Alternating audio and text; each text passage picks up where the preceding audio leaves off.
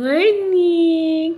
Hi mga kalaman at kapatay gutom. Good morning, good morning, good morning. Naka-smile yan. Charot lang. Magko-coffee kasi ako guys. Ayan o. Tapos yung leftover natin na pansit. Ininit ko siya. Minay-microwave ko siya.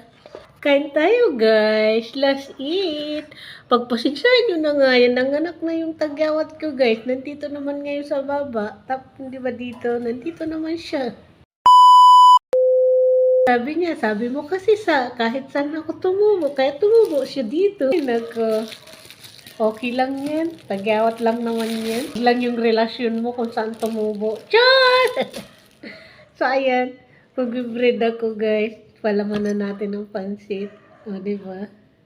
So, ka nakakita. May tinapay na, may pansit pa. Bo, sinasarot-sarot na naman kayo ni kalamon nyo. Maagang maaga. So, hindi ko kayo dinalagay sa paglinis ko kasi tapos na kasi ako maglinis dyan sa labas saka dito. So, tinamad ako lang damo sa garden natin. Baka bukas, sipagin tayo. Sasama ko kayo guys, siyempre. O, diba? Kain tayo mga kalamon. Good morning, good morning, good morning, good morning everybody. Kumusta mga kalamon? Kumusta yung morning nyo? Kumusta yung umaga nyo? Kumusta ang gabi nyo? Pasalamat tayo kay Lord dahil huminga pa tayo. Nagising pa tayo ng wala tayong problema. Char! Ipas ang araw na walang problema. Araw-araw yan mga kalamon may problema tayo. Lahat tayo na nabubuhay sa mundo, kanya-kanya tayong problem sa buhay. O diba, pinag-usapan agad yung problema. So, kain muna tayo. Baka lumamig na itong pansit natin. Tara, kain tayo guys. Guys, pagpasensyahan nyo na nga yan, sinasarot-sarot kayo ni kalamon nyo, o diba? Kung lumamon yan, linalamon niya nga at linalapang niya dyan yung bread niya guys, na may palaman daw. Gusto ko mag-almusal. Wala na akong iisipin na gagawin. Isipin ko na guys, yung kakainin ng amo ko.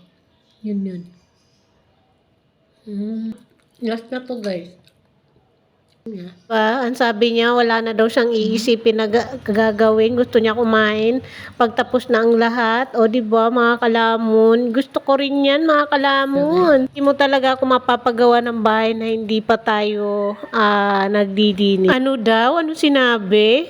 Mali na naman yung sinabi ni kalamon nyo guys. Pagpasensyahan nyo na nga at nagkapilipilipit na nga ang dila niya dyan. Sabihin mga kalamon, hindi mo daw siya mapapalamon kung hindi pa siya tapos sa kanyang ginagawa. Char! Totoo yun mga kalamon.